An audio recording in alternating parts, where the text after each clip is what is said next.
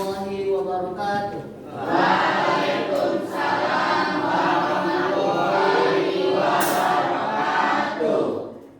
Sebelum kita memulai pelajaran pada hari ini, alangkah baiknya Bapak memperkenalkan diri. Nama Bapak Fatan Adam, bertugas di SMK Negeri 9 Medan dalam rangka melaksanakan tugas ujian kinerja atau UKIP PPG dalam jabatan Angkatan 3 Kementerian Agama tahun 2022,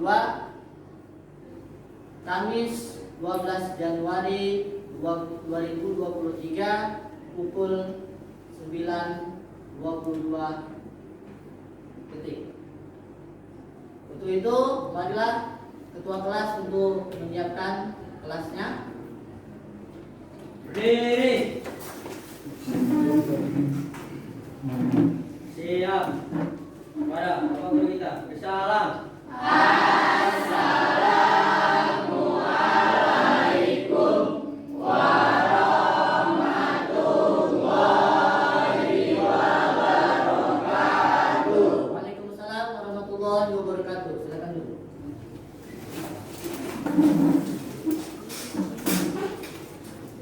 Sebelum mulai pelajaran, marilah kita berdoa. Doa dimulai.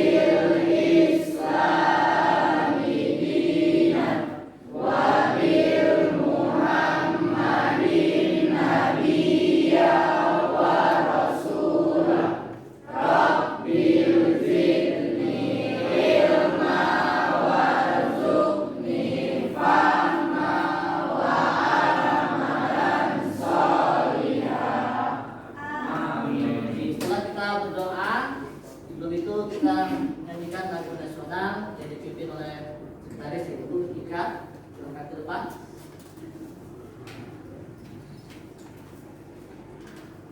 Garuda Pancasila 1, 2, 3 ya.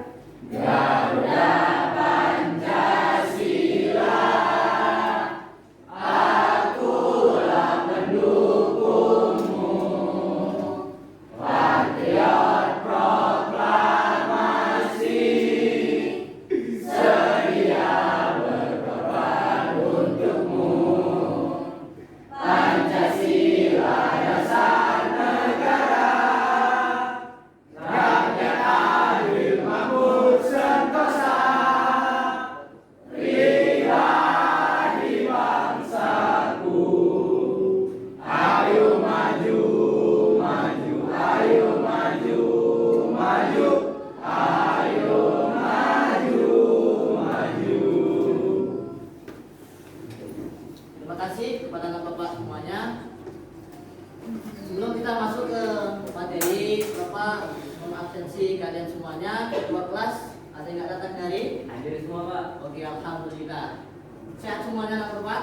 Alhamdulillah. Oke.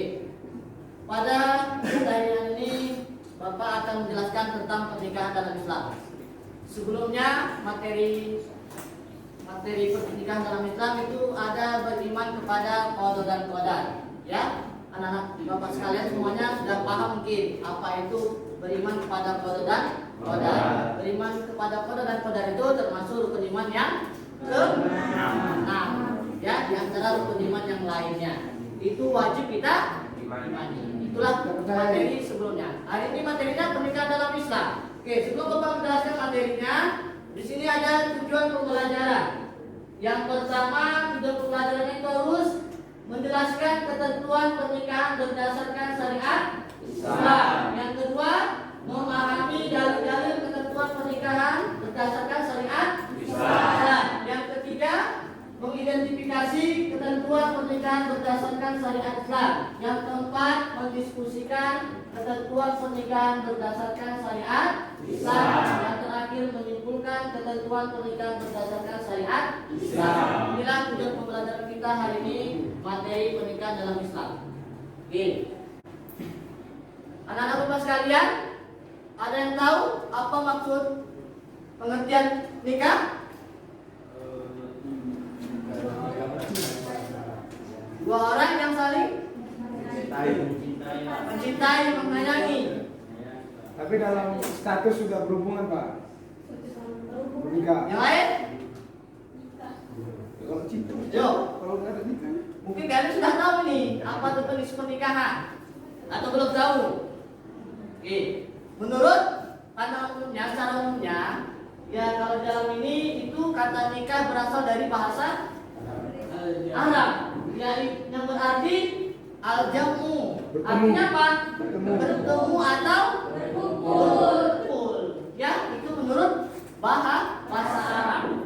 Sedangkan menurut istilahnya, nikah ialah suatu ikatan lahir batin antara seorang laki-laki dan perempuan untuk hidup bersama dalam suatu rumah tangga melalui akad yang dilakukan menurut hukum syariat Islam. Kalau secara gampangnya pengertian nikah itu adalah menyatukan dua insan antara laki-laki dan perempuan yang ada ikatan pertalian Pernikahan.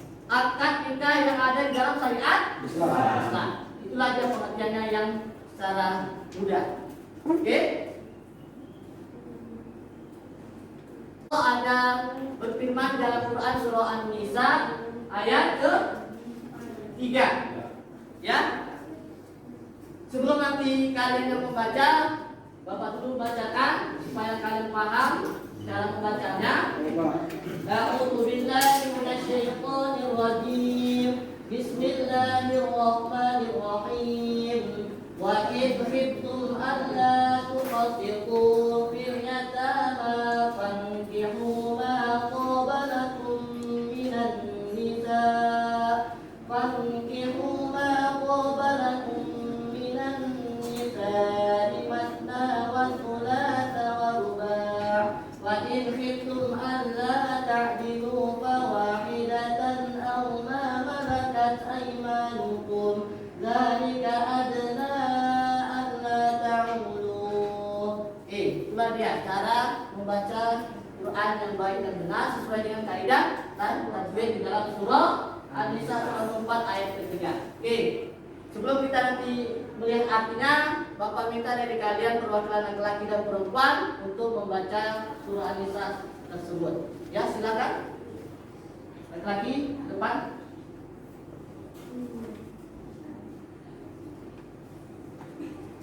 A'udzu billahi minasy syaithanir rajim. Bismillahirrahmanirrahim. Wa in khiftum alla tuqsitu fil yatama fankihu ma qaba lakum minan nisa'i masna wa sulasa wa ruba' wa in khiftum alla ta'dilu fawahidatan aw ma malakat aymanukum zalika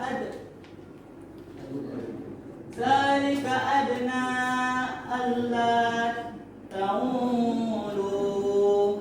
Sadaqallahul azim. Oke, yang perempuannya?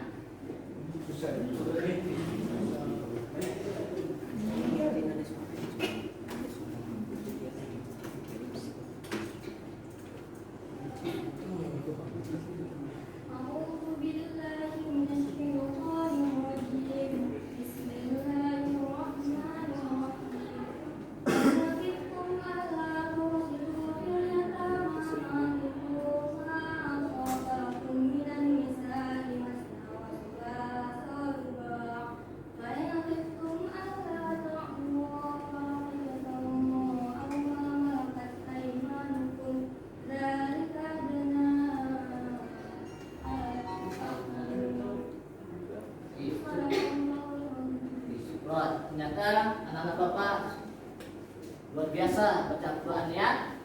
Yang belum lancar, mudah-mudahan dia harus belajar lagi baca Al-Qur'annya ya. Oke, luar biasa.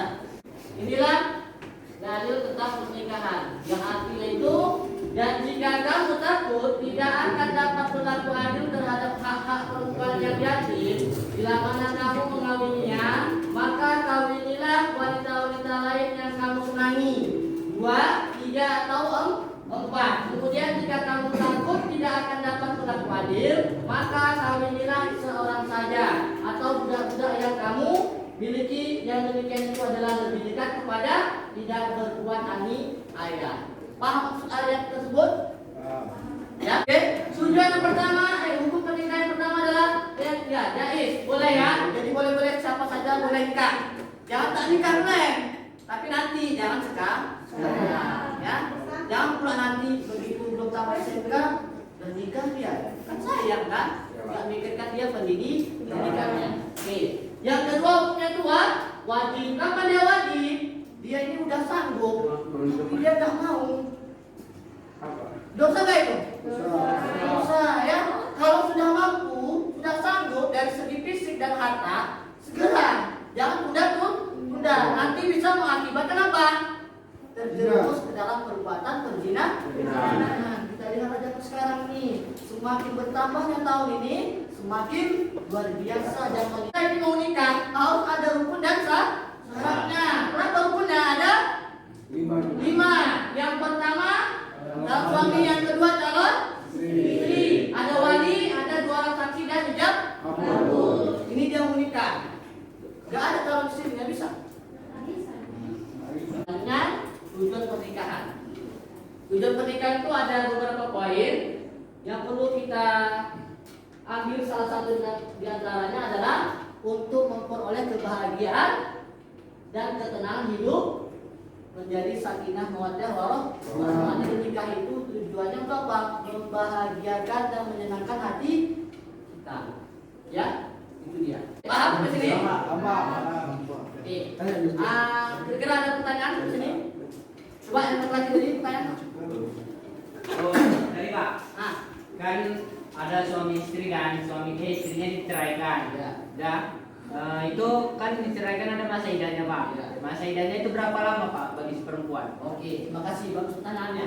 Masa iddah perempuan itu ketika diceraikan, suaminya dalam keadaan suaminya itu hidup atau meninggal, itu lebih kurang 4 bulan 10 hari. Ingat perempuan ya.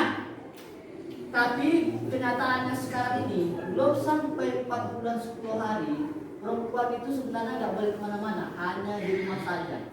Tapi nyatanya di lapangan belum lagi 4 bulan 10 hari, masih 2 bulan 3 bulan mulai dan tak kemana-mana ya kan? Kenapa? Itu menghindari supaya kita gini, kalau yang diceraikan mati atau hidup itu kita kan nggak tahu. Ya apa kan karena nikah, hasil berhubungan itu kan kita nggak tahu kan, apakah dia mengandung anak dari suami yang meninggal itu atau yang hidup, kita kan nggak tahu. Makanya kasih jarak 4 bulan 10 hari. Makanya perempuan kalau diceraikan nanti mana tahu ya kan? Mudah-mudahan jangan ya sampai mati kalian baru bisa ya. Kalau nggak mati jangan, kalau nggak ada apa-apa jangan ya. Jadi kalau kalian nanti mana tahu istri tinggal mati, tunggu 4 bulan 10 hari baru bisa nikah kembali.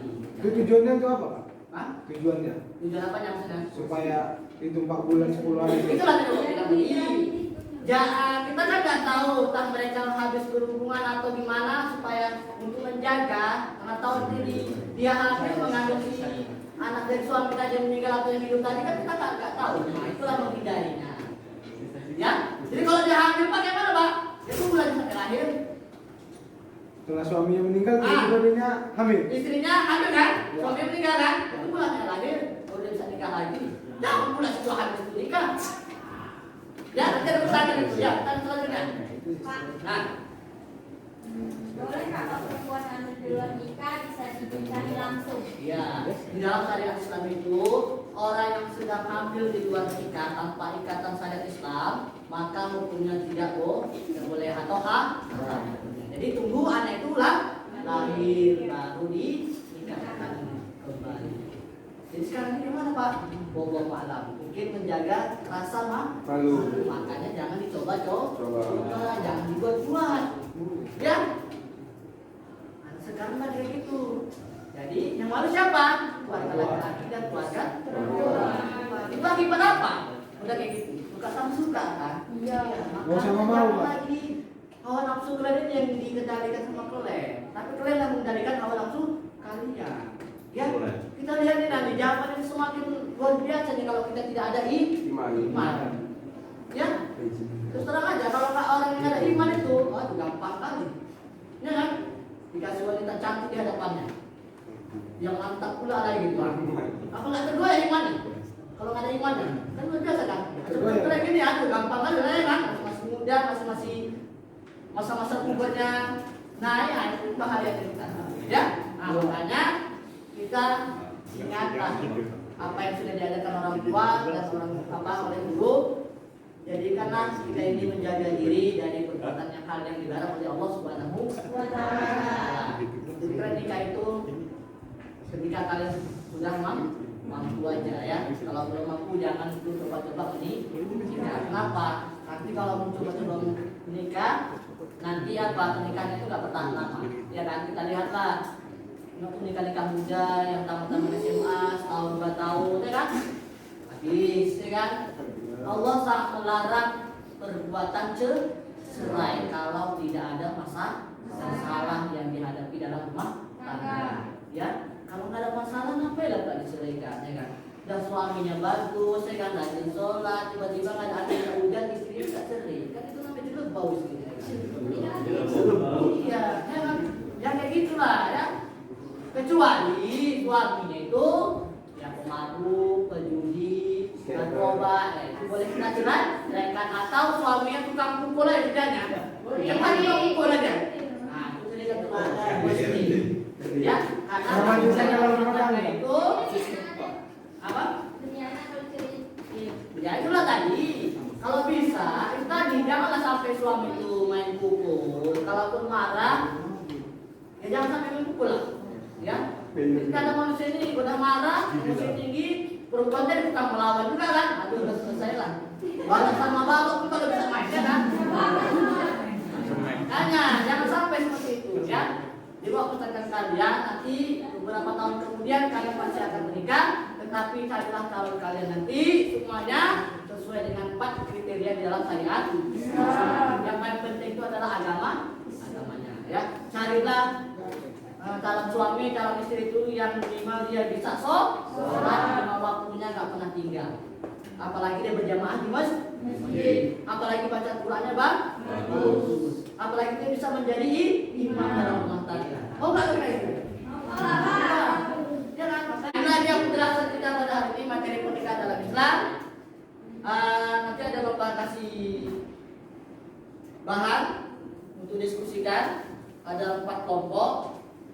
Coba dibuat kelompoknya masing-masing berapa jumlahnya? 30 orang. Berarti 8 ya? 9. 8 orang lah ya? Ya, 8 coba. 8 orang kelompok 1, 2, 3, 4. Coba di kelompoknya masing-masing. Mejanya di oke? Akhirnya keempat. Ada titik kami. Kelompoknya. Apa perwakilannya? Ya. Kami 7 ada tim Pak. Sini. Coba dia mana aja? Kalau punya kau Pak, geser.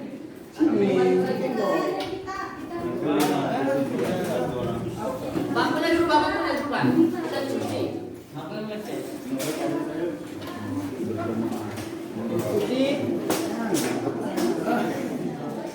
Bagaimana pendapatmu tentang pernikahan dalam Islam? Jadi menurut saya itu Pak dan kawan-kawan, mengapa ada kita tuh jatuh tentang pernikahan itu untuk menjauhkan kita dari zina dan semacamnya. Jadi tujuan pernikahan yang sebenarnya itu adalah menghindari perbuatan zina. Itu menurut pendapat kami. Oke, terima kasih. Kasih tepuk tangan. Kelompok 1. Lanjut, kelompok 2, 3 dan 4. Nomor 2 nya Pak. Ya, nomor 2. Bisa? Kami nomor 2 nya. Nomor 2, hal apa saja yang kamu ketahui di dalam pernikahan? Di dalam pernikahan itu yang dari kami itu Pak, tentunya jika ingin menikah harus ada pasangannya Pak, Ya. suami dan istrinya, Ya. calonnya. Terus di dalam itu nggak ada rukun-rukunnya di dalam pernikahan itu Pak, tata caranya. Oke. Mulai dari ini ada calonnya, ada walinya, ada saksinya, dan ada ijab kabulnya juga Pak. Terus. Dan di dalam pernikahan itu untuk di agama Islam tentunya agamanya sama-sama harus Islam. Oke. Ada lagi? Jadi bisa, Pak. Oke, terima kasih. Kelompok 2, tepuk tangan dulu kelompok 2. Ya, kelompok 3, kelompok 4. Ya.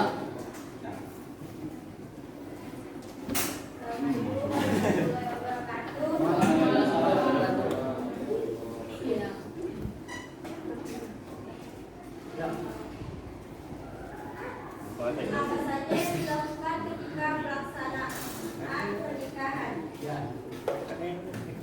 Persiapan mental, persiapan finansial, restu dari keluarga, menentukan jalur pernikahan, mengikuti bimbingan pernikahan, melakukan tes kesehatan, menentukan budget pernikahan, menentukan konsep pernikahan. Ya, oke. Tepuk tangan untuk kelompok 3. Oke, kelompok 4. Ya. Untuk menciptakan keluarga yang harmonis dalam sebuah pernikahan itu senantiasa sabar, berempati terhadap kondisi yang ada dari pasangan, memiliki sifat penyayang, senantiasa jujur, dan saling setia. Oke, terima kasih untuk tepuk kelompok 4. Ya. Oke, kalau sudah siap diskusinya, kembalikan seperti semula bangkunya. Jangan lupa kita diskusinya. Jadi kita hari ini tentang pernikahan dalam Islam. Diskusinya luar biasa. Ternyata Bapak sekalian paham terhadap materi pernikahan dalam Islam yang sudah Bapak sampaikan. Oke, kita akhiri pembelajaran kita. Siapa yang bisa atau yang mau menyimpulkan materi kita hari ini tentang pernikahan dalam Islam? Secara mudah aja, secara gampang. Yuk. Ada bisa? Ada yang mau? Silakan. Apa? Menyimpulkan materi kita pada hari ini. Ya coba. Baik, untuk kesimpulan kita yang saya ambil dari materi kita pada hari ini, yang pertama itu adalah tujuan pernikahan itu yaitu untuk menghindari kita dari zina. Oke. Yang kedua, untuk menjalankan sebuah pernikahan itu ada syarat dan rukunnya, Ya. untuk sesuai dengan syariat Islam. Ya. Dan yang ketiga, kita belajar tentang cara-cara untuk supaya pernikahan kita itu lebih langgeng dan lebih harmonis. Dan yang terakhir, kita membahas tentang hukum dalam pernikahan. Sekian dari saya, Pak. Oke, terima kasih semuanya. Jadi kesimpulannya hari kita tambah dari Bapak. Yang pertama, ya menikah itu adalah untuk menghindari perbuatan dari zina. Ya. Kemudian kita juga harus mengetahui hukum-hukum yang terjadi dalam pernikahan, baik itu wajib, sunnah, makruh, haram dan mubah. Ya. Kemudian dalam pernikahan itu juga kita harus sama-sama saling membina menjadi keluarga yang sakinah mawaddah. Supaya apa? Supaya kita mendapat kebahagiaan di dunia maupun di akhirat. Ya, sampai kita langgeng sampai kita meninggal dunia. Ya. Oke, mungkin ini saja yang bisa Bapak sampaikan materi hari ini. Mudah-mudahan bermanfaat bagi kita semua dan kepada teman-teman pun. Bapak akhiri dengan ucapan hamdalah. Assalamualaikum warahmatullahi wabarakatuh.